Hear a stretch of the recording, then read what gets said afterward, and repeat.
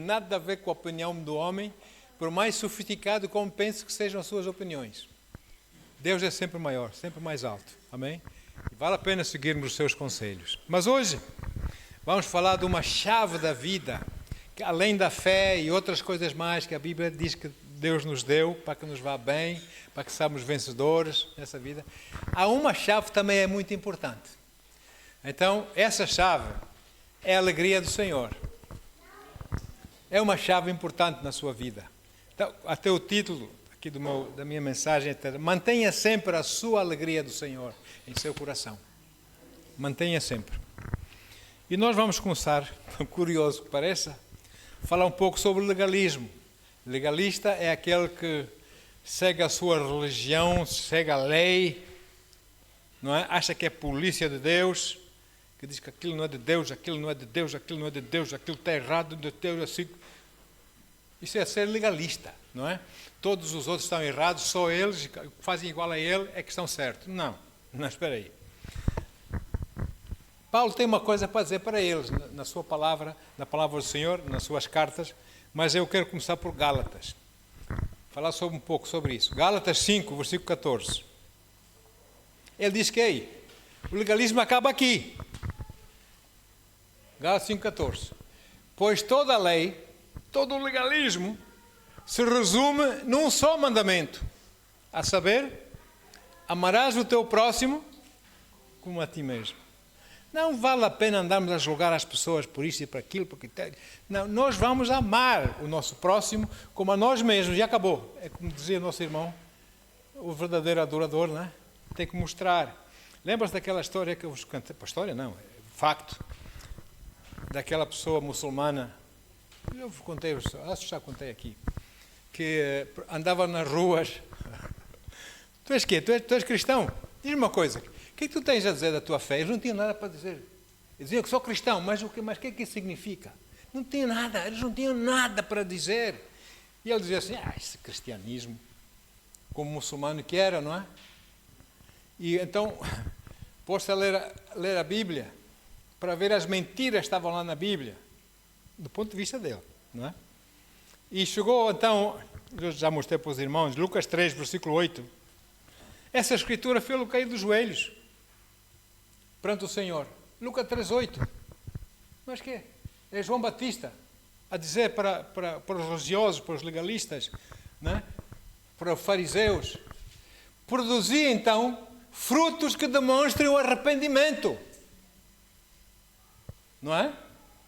E não comeceis a pensar ou cogitar em vossos corações: Abraão é nosso pai, pois eu vos asseguro que dessas pedras Deus pode fazer surgir filhos a Abraão.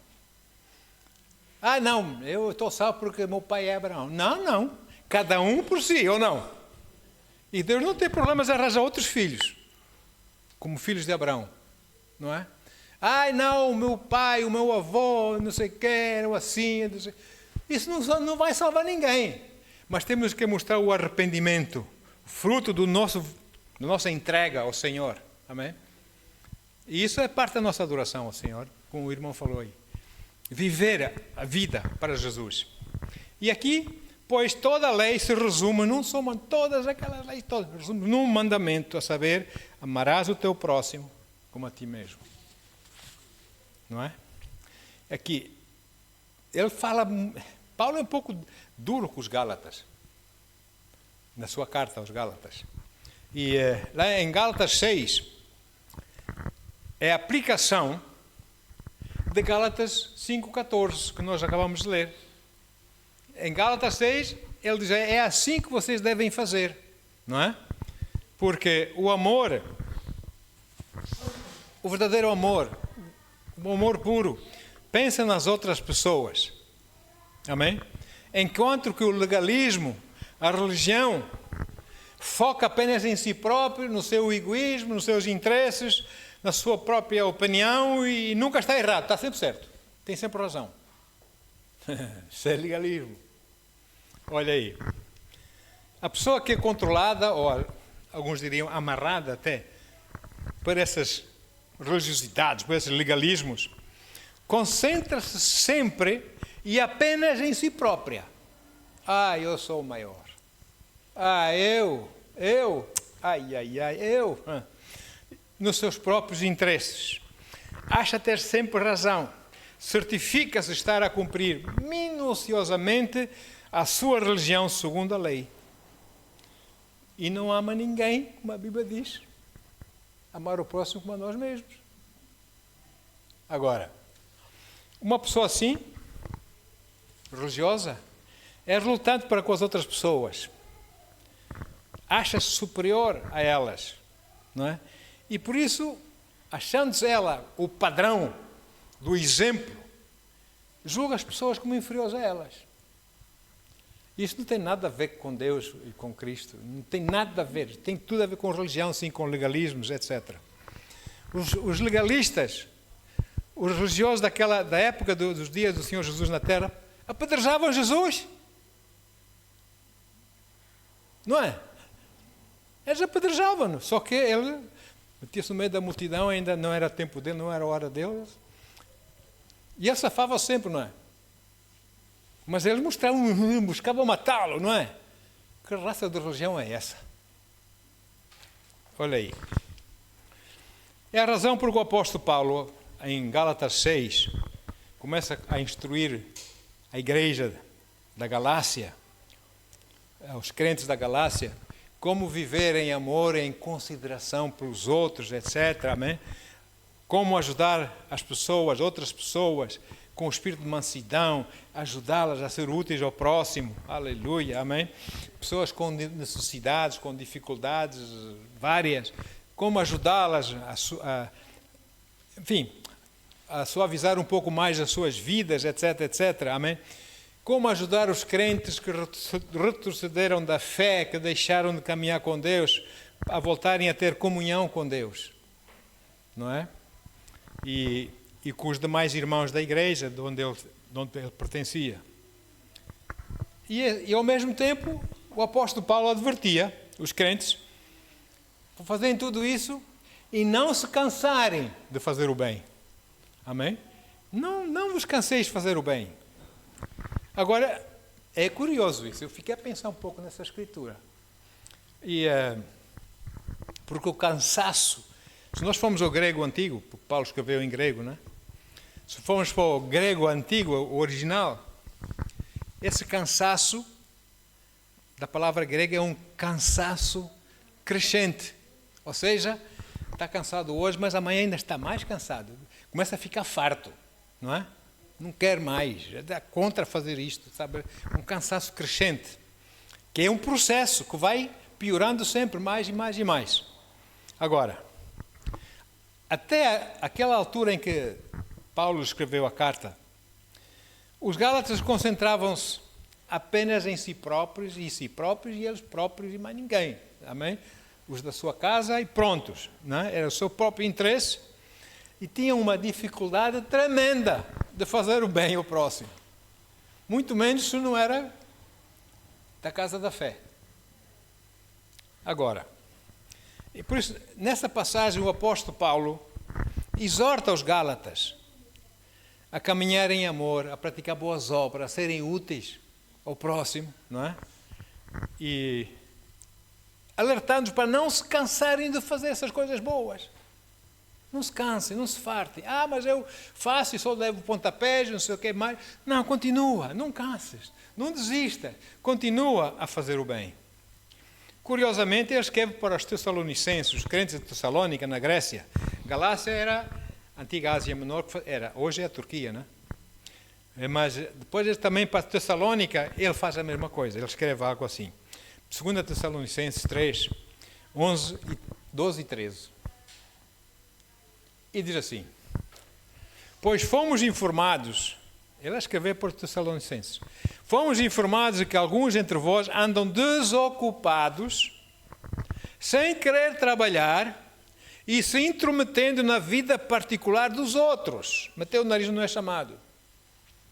A esses, no entanto, ordenamos e admoestamos por nosso Senhor Jesus Cristo que, trabalhando em paz, se alimente do seu próprio pão. Quanto a vós, irmãos, jamais desanimeis de fazer o bem. Olha só, Então nós, como acabamos de ver aqui, constatamos que, tal como os Gálatas, também os Tessalonicenses tinham o mesmo problema. E também, como em Gálatas 5 e 6, Paulo também aborda esse problema aos Tessalonicenses, em 1 Tessalonicenses, e depois explica como resolver esse problema lá em 2 Tessalonicenses. Agora, além desses problemas, os Tessalonicenses tinham outra situação em suas vidas, que eles andavam muito confusos quanto ao arrebatamento, quanto à vinda do Senhor. Porque, como nós lemos há pouco, passaram falsos ensinadores a ensinar atrás nas costas de Paulo. Paulo deixava a igreja e ia para o outro lado e eles viam, Paulo ia aí, não é assim, Paulo está errado, não é? E começaram a ensinar coisas contrárias, amém? A dizer que o ensino de Paulo era impreciso, o ensino de Paulo era falso. E que até mesmo o próprio Paulo, com respeito à vinda do Senhor, o próprio Paulo até já estava a mudar de ideias. E eles ficaram confusos, mas o Senhor vem, não vem, como é que é? Ficaram confusos nisso. E Paulo, mais uma vez, teve que explicar a vinda do Senhor. Como é que isso vai ser? Muitos foram enganados a acreditarem que o arrebatamento já tinha acontecido. Ainda hoje há organizações que falam assim. Já tinha acontecido, e que Nero, aquele imperador romano cruel, que odiava os cristãos, que perseguia os cristãos, que lançava os cristãos, sejam crianças, mulheres ou pessoas idosas, seja quem for, nas arenas, para serem mortas pelas feras, e não só ali, mas nas prisões, enfim, coisas horríveis que fizeram. Que esse Nero é que era o anticristo. Olha só. E que a tribulação era essa perseguição de Nero aos cristãos. Olha como é que é a coisa, não é? Agora, por sua vez, outros crentes em Tessalônica, eles acreditavam que o arrebatamento estava prestes já para acontecer. Era uma questão de dias, quem sabe, um mês. Estava para acontecer. E então o que é que eles fazem? Para que trabalhar? Deixam de trabalhar. Andam desocupados e ociosos, porque vem o Senhor, vou trabalhar para quê? Para deixar o dinheiro aqui? Eu, uma vez, uns anos atrás, 1980, 90, já não me lembro, estavam passando por uma questão lá em Coimbra. Ixi, as rendas eram caríssimas. E pronto, nós começamos com 7 pessoas lá. Eu não trouxe apoio de ninguém, de ninguém. O meu apoio foi Deus, tem sido Deus. Eu não escrevo cartas lindas para esta e aquela organização para eles me mandarem dinheiro. Eu não faço isso. Eu sou contra isso. Temos que depender dele. Amém? E eu caí dos joelhos e estava a orar a Deus sobre essa situação, porque eu precisava de leite, de cereais e coisa para meus filhos, não só, mas também. E estava a orar a Deus. E Deus diz, filho, confia em mim.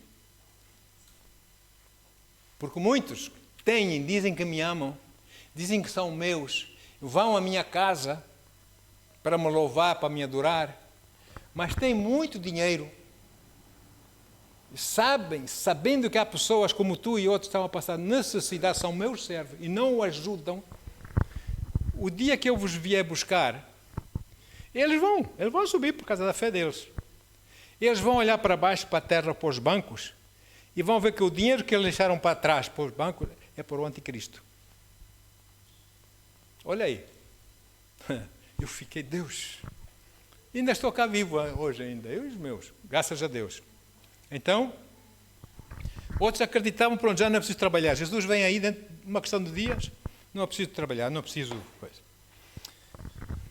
E também hoje existem crentes legalistas, pessoas religiosas, que acreditam em falácias dessas e ensinam essas falácias a outras pessoas. E a outras pessoas, pegando, porque eles acham que essas falácias que eles ouvem vêm de pessoas dignas de honra e de respeito e de serem seguidas, acreditam nessa mentira como uma verdade e praticam essas coisas em suas vidas. É um ciclo vicioso, não é? E começam a fazer o mesmo. Quando essas coisas é para usar, tudo quanto é para nos desviar a nossa atenção de Jesus, cuidado. Tudo quando diz que é uma coisa séria, que é do céu, que é de Deus, mas desvia a nossa atenção de Jesus para outra entidade, cuidado. Porque o nosso foco tem que estar em Jesus. Então, e quanto a isso, amados, eu aconselho a vinda do Senhor. Não vou trabalhar mais. O Senhor vem aí, para que eu vou trabalhar? Já não pago as minhas contas. Eu quero saber. Jesus vem, vou-me embora. Isso não é a atitude de um crente. E quanto a isso, eu aconselho que é preferível o Senhor encontrar-nos ocupados e não ociosos, a trabalharmos para ganharmos o nosso próprio pão e a cooperarmos com a obra do Senhor no dia que Ele vier. Amém?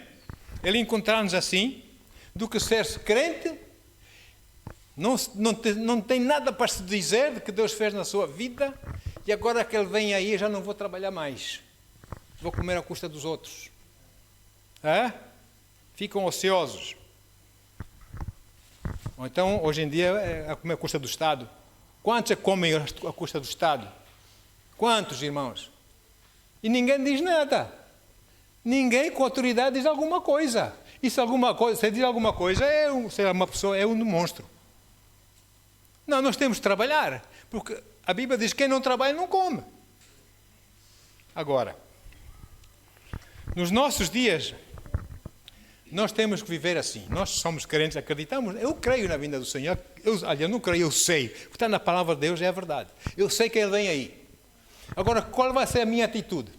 Eu vou estar ocupado na obra, na chamada com que Ele me chamou, com a mão no arado, a fazer a obra que Ele quer que eu faça, do melhor que eu sei, vou me entregar a Ele, sempre esperando nele, como se Ele viesse amanhã e como se Ele não viesse, senão daqui a 100 anos. Trabalhar, ganhar o meu sustento, ajudar, ser útil. Esse aqui é um crente. Não é um religioso, é um crente. Porque naquela época havia outros crentes ainda que deixaram de trabalhar esperando no Senhor. Mas outros também que não deixaram de trabalhar, que continuaram como nós, a trabalhar, a ganhar o seu pão e a cooperar com o Senhor na obra, conforme os dons, as chamadas, as separações que Ele tem para as nossas vidas. Amém? Ok?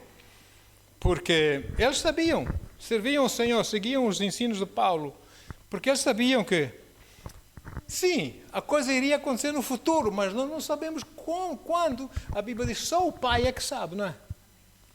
Ninguém mais.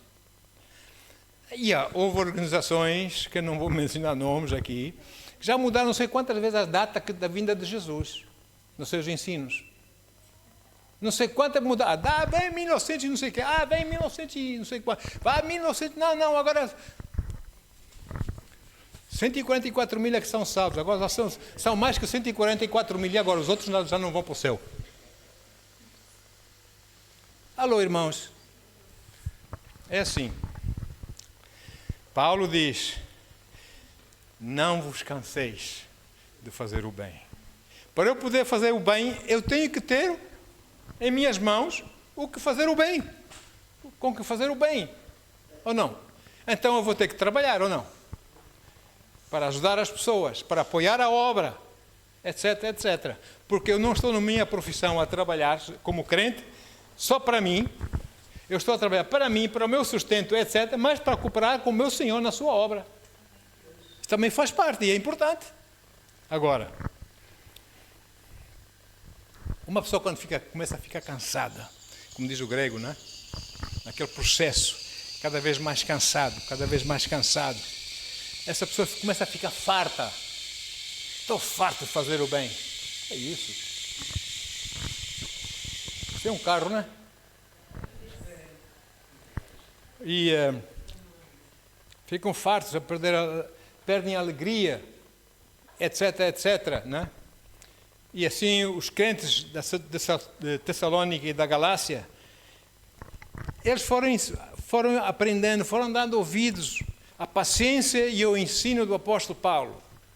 E eles foram aplicando aquilo, eles foram vendo, espera aí, a sua mãe tem razão.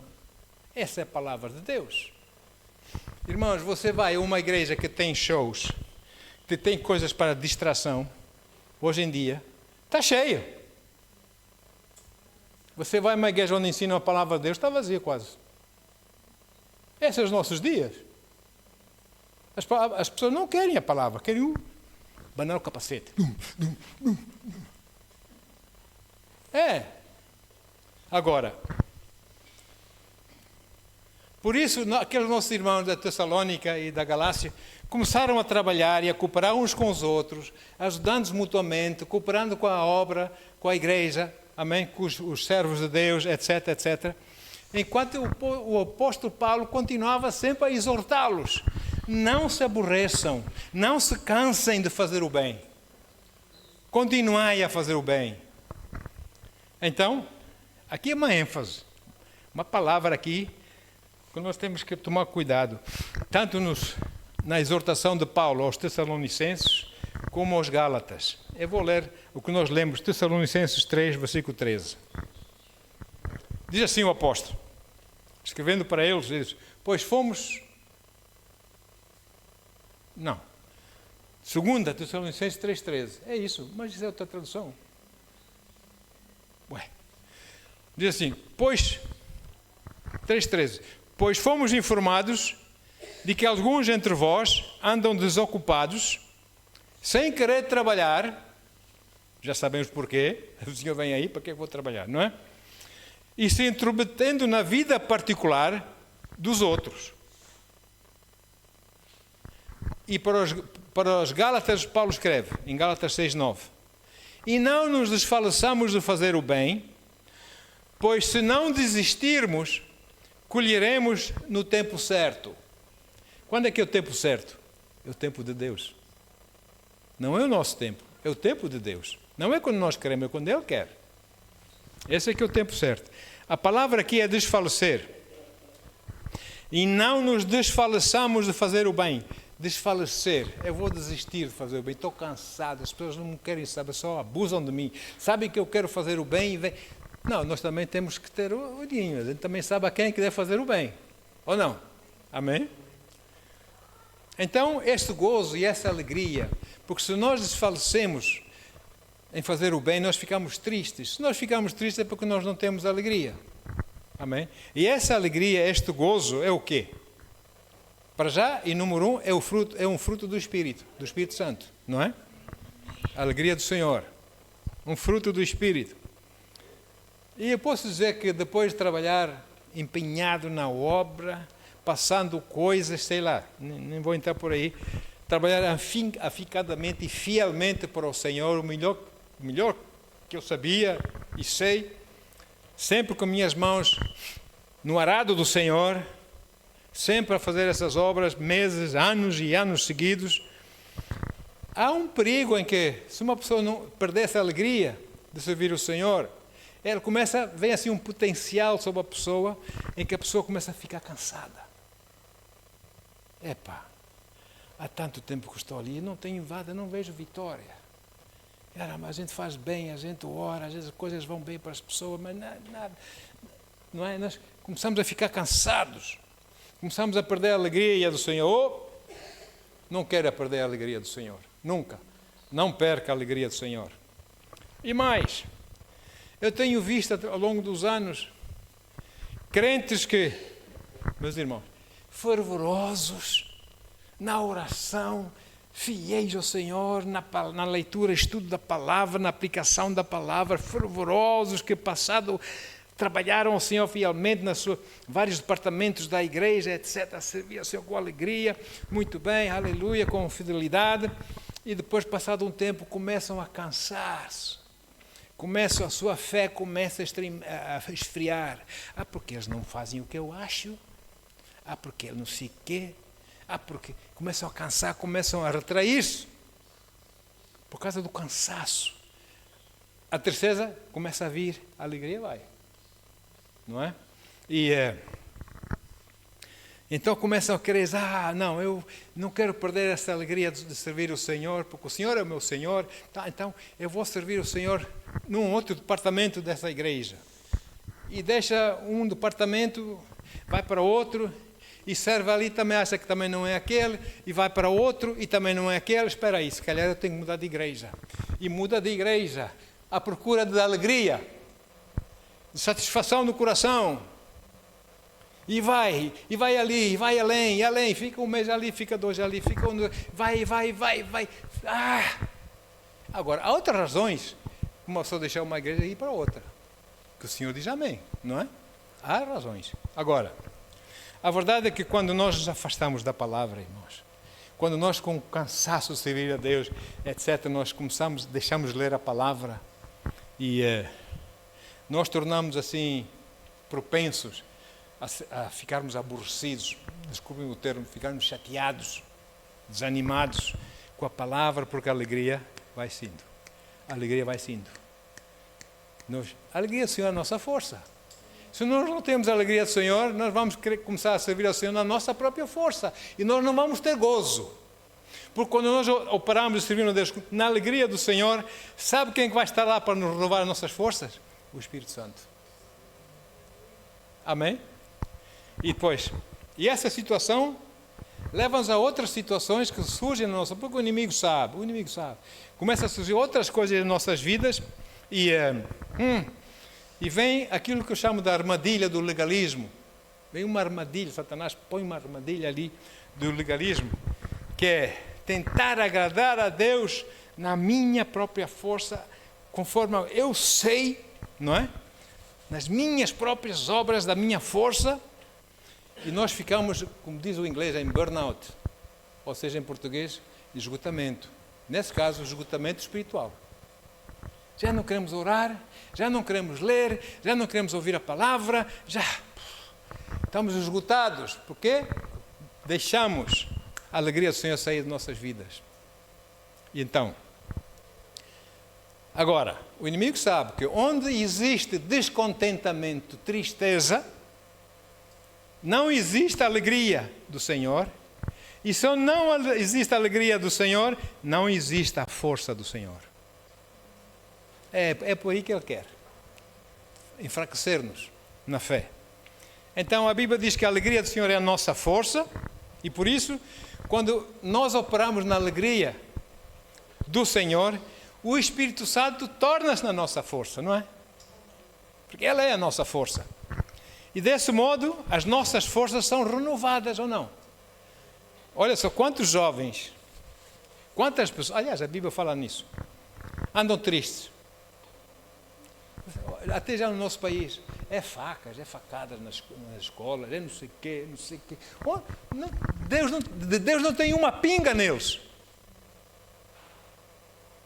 Por quê? Por causa dessas falácias que andam aí a ensinar. Olha aí. Mas, Isaías 40, o profeta diz assim, Isaías 40, versículos 30 e 31, ele profetiza da parte do Senhor, como se fosse o Senhor a falar, diz assim: ora, até os adolescentes ou os jovens se cansam e ficam exaustos quando não têm Deus, quando não têm alegria, não é? Os jovens tropeçam e caem nas asneiras, todas mais algumas, não é? Versículo 31. Mas aqueles que esperam no Senhor, somos nós, amém? Aqueles que esperam no Senhor renovam as suas forças, voam alto como águias, correm e não se fatigam, caminham e não se cansam. Por quê? Por causa da alegria do Senhor. Amém? Aí o Espírito Santo está para renovar as nossas forças.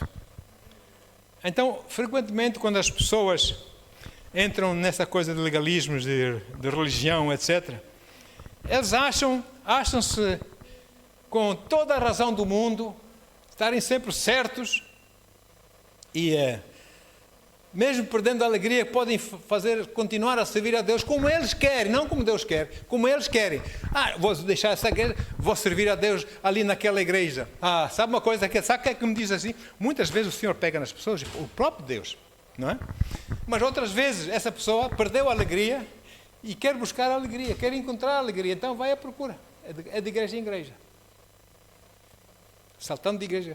Não vai encontrar a alegria, porque ela, para encontrar a alegria, tem que ficar no mesmo lugar e começar o seu relacionamento com Deus. Outra vez. Amém?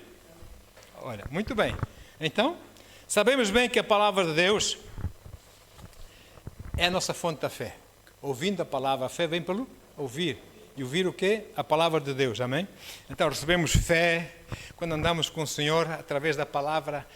Além de recebermos a fé, somos animados a sermos fortes, a avançarmos, né? E alegramos-nos porque sabemos que nós somos mais que vencedores, né? Alegramos por aquilo que o Senhor fez, por o Senhor ser o nosso Pai, o nosso Deus, o Todo-Poderoso nos ama. E isso é uma alegria tremenda para nós. Agora, eu estou falando de crentes. Agora, há crentes, que eu já vi isso também, que acreditam que, estudei tantos anos na universidade, para quê? Eu errei na minha escolha. Eu acho que se eu tivesse escolhido, eu fui para, psicologia, mas eu não devia ter para psicologia. Eu acho que se eu fosse para a advocacia, eu ia ser mais feliz. Aquela pessoa perdeu a alegria. Acha que a razão é a circunstância da vida dela, não é? Então, começam a saltar, à busca de outras profissões, mas nunca encontram alegria. Também não é essa. Vai aí, começa a trabalhar outro tipo de profissão, também não é essa. Deixa-me. Perderam a alegria. Têm que dobrar os joelhos perante o Senhor, amém? Reconciliar-nos com Deus e buscar a alegria do Senhor em suas vidas. Isso sim, isso é sabedoria. Agora, do outro lado, os crentes solteiros, os jovens solteiros, estão na igreja, estão a louvar a Deus, estão sempre a olhar para onde é que está uma menina bonita, tal, não é? As meninas também vêm para a igreja ver onde é que está o rapazinho lindo, não é?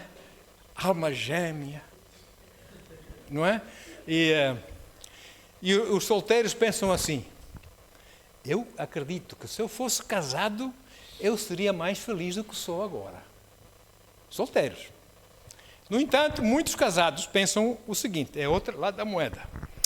Se eu fosse solteira, que eu seria feliz. Afinal, nós vamos ficar aonde? Sabe uma coisa? Falam dessas coisas, mas esquecem-se que a verdadeira fonte da nossa alegria, do nosso gozo, da nossa paz é o Senhor. Esquecem-se de Deus. Erradamente julgamos que a felicidade de alguém, a alegria para alguém, é de acordo com as circunstâncias da vida. Olha, irmãos, as circunstâncias da vida não têm nada a ver com a nossa alegria. O vencermos as circunstâncias da vida tem tudo a ver com a alegria do Senhor. Os irmãos entendem o que estou a dizer aqui. Aleluia. Então vamos nos manter firmes na palavra de Deus, amém? Na sua força.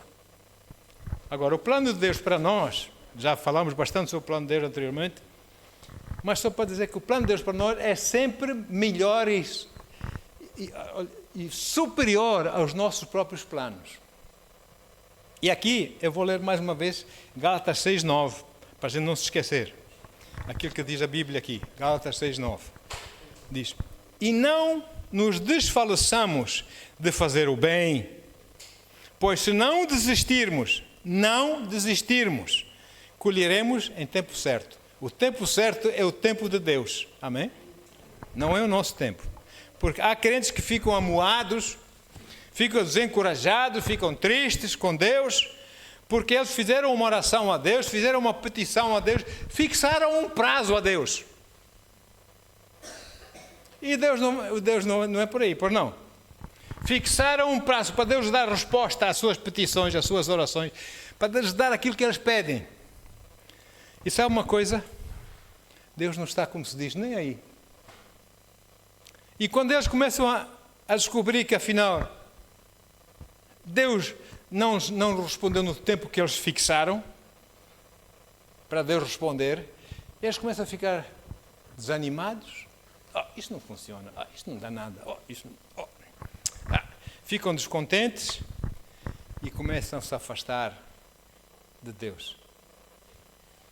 Não é? Há um exemplo na Bíblia. Duas irmãs queridas fixaram um tempo para Jesus vir e fazer as coisas como elas queriam.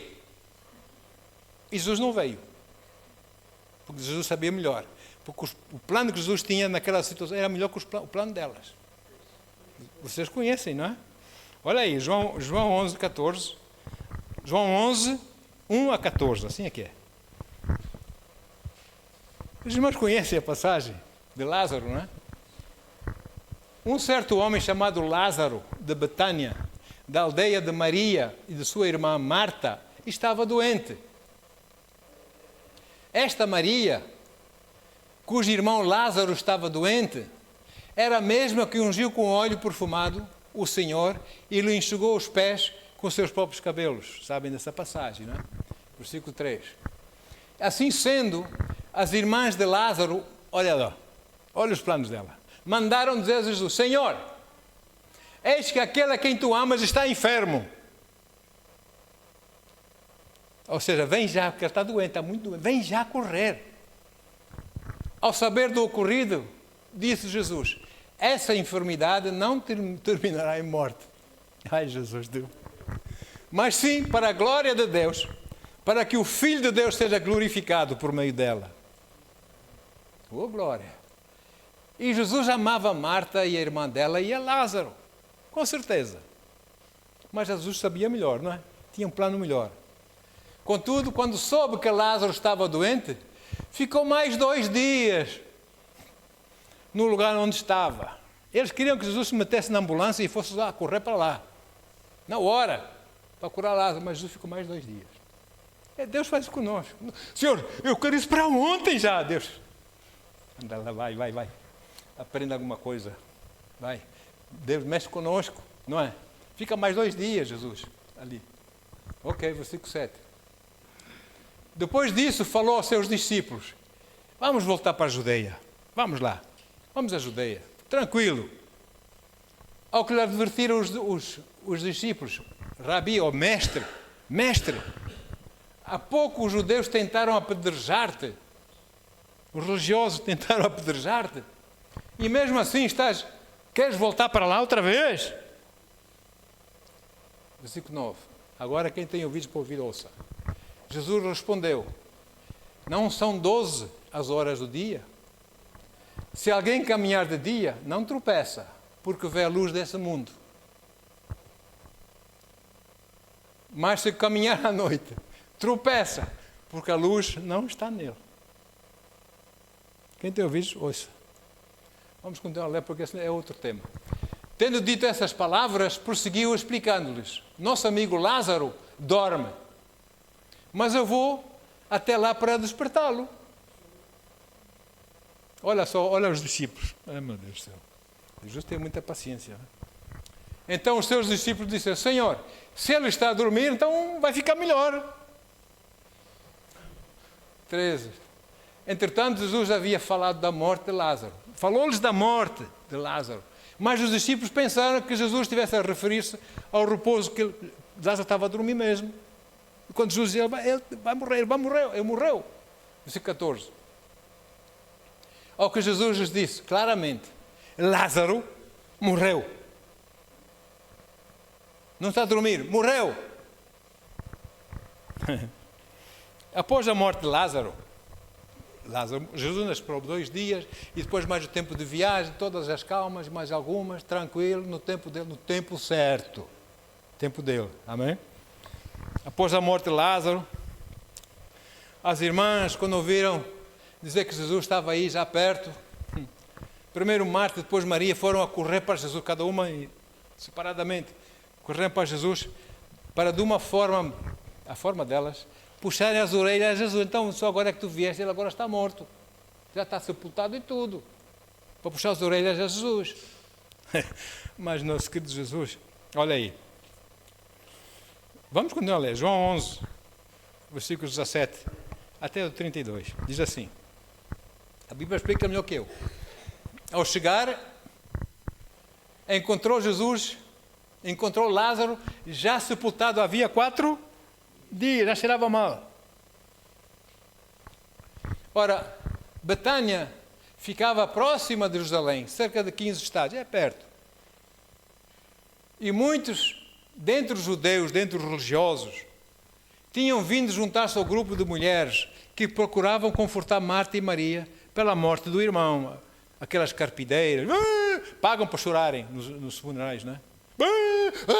Não quer nada, quer dinheirinho. Assim que Marta ouviu que Jesus estava a caminho, olha aí, saiu ao seu encontro. Eu vou-lhe puxar as orelhas. Meu irmão Lázaro morreu porque ele não veio a hora que devia ter vindo, não é? Saiu ao seu encontro. Maria, no entanto, ficou sentada em casa. Olha aí, Marta. Disse Marta a Jesus: Senhor, se estivesse aqui, meu irmão não teria morrido, Senhor. Já apontou o dedo para Jesus, não é? Não é como Deus, tu não me responde a minha oração. Se tivesse ouvido, Senhor, isso não tinha acontecido na minha vida, Senhor. Olha aí. Mas, agora fala a fé de Marta. Mas eu sei que mesmo agora, seja o que for que pedires a Deus, Ele te dará. Graças a Deus, Martita. Graças por essa luz de fé que tiveste no teu coração. Versículo 23. Jesus então assegurou-lhe: o teu irmão ressuscitará. Uau! O teu irmão ressuscitará. Muito bem. E Marta lhe disse: eu sei que ele vai ressuscitar na ressurreição do último dia. Lá, no último dia, então, todos nós vamos ressuscitar, e inclusivamente Lázaro também. 25. Esclareceu Jesus: eu sou a ressurreição e a vida. Aquele que crê em mim, mesmo que morra, viverá. É por isso que eu tenho dito sempre isso. Para mim a morte não é triste. Para mim a morte é uma promoção. Eu deixo esse mundo e vou para um infinitamente melhor. Amém? E se eu não morrer, alguma coisa, acidente, guerra, se eu não morrer e continuar vivo aqui, eu ganho ou não? Continuo vivo. Mas se eu morrer, ganho muito mais. Amém? Então, mesmo que morra, viverá. Graças a Deus. Versículo 26. E todo que vive e crê em mim, não morrerá eternamente. Tu crês nisso? 27. Ela lhe afirmou: sim, Senhor, eu creio que tu és o Cristo. Não Jesus. O Cristo, não o Jesus, mas o Cristo, o Messias. O Filho de Deus, que devia vir ao mundo. 28. Depois de dizer essas palavras, Marta seguiu o seu caminho, chamou Maria, sua irmã, e lhe disse em particular: olha, o Mestre chegou e chama por ti. Eu não vejo isso, eu não vejo que Jesus mandou chamar Maria, pois não. Mas pronto, ele chama por ti, que é para Maria ir falar. Mais uma vez, Maria também puxar a orelha de Jesus, porque veio tarde, não é? Assim que Maria ouviu isso, levantou-se apressadamente e foi ao encontro dele. E Jesus ainda não havia entrado no povoado, mas estava onde Marta o encontrava. Olha, tranquilo, sem pressa. Estava onde Marta o encontrara. Os judeus, os religiosos, os fariseus, que estavam com Maria em casa e a consolavam, vendo que ela se levantou apressadamente e saiu, seguiram-na, julgando que ela fosse ao sepulcro para ali chorar.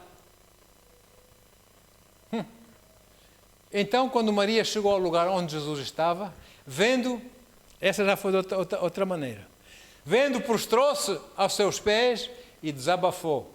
Essa é uma forma mais amorosa de puxar a orelha do Senhor. Senhor, se estivesses aqui, meu irmão não teria morrido, Senhor. Tu vieste tarde. Versículo 33. Sendo assim, ao ver Maria chorando, bem como os judeus, os religiosos, os legalistas, que vieram com ela, Jesus indignou-se no espírito e compadeceu-se. Olha aí, 34. Perguntou-lhe Jesus: onde o colocaste? E eles indicaram: Senhor, vem e vê. E nós sabemos a história. Eles puseram um sepulcro e taparam o sepulcro, que era o hábito, com uma pedra, não é? Assim como fizeram com Jesus também, taparam com uma pedra. E Jesus mandou remover a pedra. E simplesmente Jesus diz: Lázaro, sai para fora. E aí vem Lázaro saltar que nem um canguru. Saiu do sepulcro. Porque lá no Médio Oriente, eles não enterram as pessoas num caixão. Envolvem a pessoa com panos fúnebres, o corpo, e põem no sepulcro. Olha, ele estava todo amarradinho, como é que ele ia andar normal? Ele tinha que virar canguru, não era? Ou seja, ele foi salvo, ele ressuscitou, foi salvo, né? Saiu da morte para a vida, ou não? E Jesus disse a eles, agora soltai-o e deixai-o ir. Sabe o que é isso? Cortar as cordas, cortar os legalismos, cortar a religião. Sai fora. Enchê-lo com o Espírito Santo. Vai! E ser feliz na alegria do Senhor.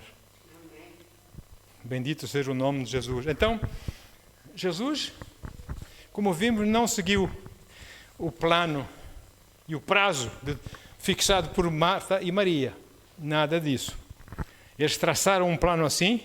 Jesus tinha que vir de imediato com ambulância e bombeiros e polícia de trânsito à frente para abrir caminho, para chegar rapidinho porque Lázaro estava a morrer. Mas Jesus tinha um outro plano, melhor que o plano de Maria e de Marta, ou não? Ok, então, e como consequência desse plano do Senhor Jesus, não foi apenas só Lázaro que ressuscitou da morte, mas também todos aqueles religiosos que viram para estar com Maria, com Marta lá no coisa, todos eles creram, viram com esses olhos, creram. Lázaro estava morto, agora está vivo. Creram no Senhor Jesus e converteram-se. O plano de Deus não é melhor? Se Jesus tivesse vindo curado Lázaro, quem é que ia ser salvo lá? Não estava lá ninguém. Agora, aleluia. Então, amados, é frequente que crentes ficam assim desencorajados, tristes, desanimados, quando Deus não age segundo aquilo que eles pensam, segundo os seus próprios planos que eles fixaram a Deus. Porque eu quero assim, depois quando isso acontecer vou fazer assim, depois... Deus muda tudo isso. Deus muda todos esses planos, né, fixados pelos crentes. Porque esses crentes que fazem isso, esquecem-se que os planos do Senhor são mais altos que os nossos planos, amém? E são muito melhores. E Ele responde, as coisas acontecem no tempo certo, ou seja, no tempo dEle. Amém? Para nossas vidas. Por isso, amados, eu quero dizer uma coisa aqui. Deus opera nas suas próprias estações, não nas nossas. Agora, o homem, nós sabemos semear, cultivar a terra, tal, não sei o quê. Agora vem o tempo, agora vou semear. Sabemos o tempo que devemos semear, amém? De lançar semente ao solo e tal, para termos uma colheita. Mas, a verdade é que ninguém que semeie na terra semente sabe predizer com exatidão e com a certeza absoluta que aquelas sementes irão ou não produzir. E no tempo que eles pensam que sim. Ah, pá, veio não sei o quê, deu um cabo, não é? E eu pensava que ia colher. Mas Deus, o tempo de Deus não falha. Quando Deus age, é certo. Amém? Nós podemos confiar nesse Deus. Por isso, quando nós fazemos uma petição a Deus, Senhor, olha para mim, olha para a minha situação que estou agora a viver. Deus, é difícil, eu não gosto. Deus, descontentamento, tristeza no meu coração, Senhor. Mas eu peço, segundo a tua vontade, que tu venhas agir a meu favor, Senhor. Porque sou teu filho, sou tua filha. E graças a Deus que a Bíblia diz que há filhos e filhas. Porque os antigos religiosos dizem que há filhos. E as mulheres ficam de fora. Não, as filhas já estão incluídas nos filhos. Por que não dizem filhas e os homens estão incluídos nas filhas? Graças que a Bíblia diz filhos e filhas. Amém? E então... E assim, Deus age no tempo que Ele fixa para nós. E quando nós esperamos com paciência, meu Deus, eu pedi-te, tu és fiel. Deus Todo-Poderoso é uma coisa que Ele não consegue fazer. Está lá na Bíblia. Há uma coisa que Deus, com todo o seu poder, não consegue fazer. Sabe o que é? Mentir. Deus não consegue mentir. Com todo o seu poder, Ele não consegue mentir, porque senão é a natureza dEle. Ele não mente. Se Deus diz na sua palavra, fez promessas para si, é assim mesmo. Vamos crer, porque Ele não mente. Amém, queridos? Então vamos ficar firmes. Porque no tempo de Deus, quando Ele começar a agir, Eu tive uma experiência ultimamente, eu esperei 3 meses, está aqui. Topo de gama. Olha aí. Senhor, eu não tenho, tu sabes que eu não tenho, sabes que eu preciso. Então, olha, está contigo, Senhor. Agradecer a Deus, glória a Deus, louvar o Senhor, obrigado, Senhor. Pela fé já tem meu telemóvel da minha mão aqui, Senhor. Nem sabia, nem sonhava, não é? Pela fé vejo o meu telemóvel topo de gama, assim, dessa marca, assim, aqui na minha mão. Pai, obrigado, Senhor. Eu vejo, Senhor, glória a Deus, queridos, modelo e tudo. Meus irmãos lá de Gibraltar, que eu faço parte de um grupo de oração lá, guardas dos portões do Ocidente. O Ocidente, com respeito a Israel, oramos por Israel, mas a partir daqui, da Península Ibérica. E, passado 2 meses, eu nunca mais escrevi nada no WhatsApp. Um querido amigo, o Andrew, aquele que esteve aqui conosco, lembram-se? Mas a esposa ainda foi na outra igreja, o Andrew. O Andrew escreve-me: meu irmão, vocês estão bem? Pai, nunca mais disseste nada, ficamos preocupados, oramos, temos orado por vocês e tal. Acho que nós temos que intervir aqui. O que é que se passa? Eu disse: olha, meu querido, eu não vos quis dizer nada. Deus sabe, ainda vou pensar que eu que estou aqui a pedinchar, não é? Mas Deus sabe, eu pedi a Deus um telemóvel porque o meu deu berro. O que eu tinha deu berro já há um tempo. Por isso é que eu nunca mais vos disse nada. Ah, é? Então ninguém quer tomar essa oportunidade para te abençoar? Até agora não estou a dizer que não haja, mas até agora não houve nada. Então nós agarramos essa oportunidade, nós vamos te abençoar. Olha, está aqui. Essa oportunidade nós não vamos deixar passar essa oportunidade. Servo de Deus? Não. Compraram e mandaram. Olha aí.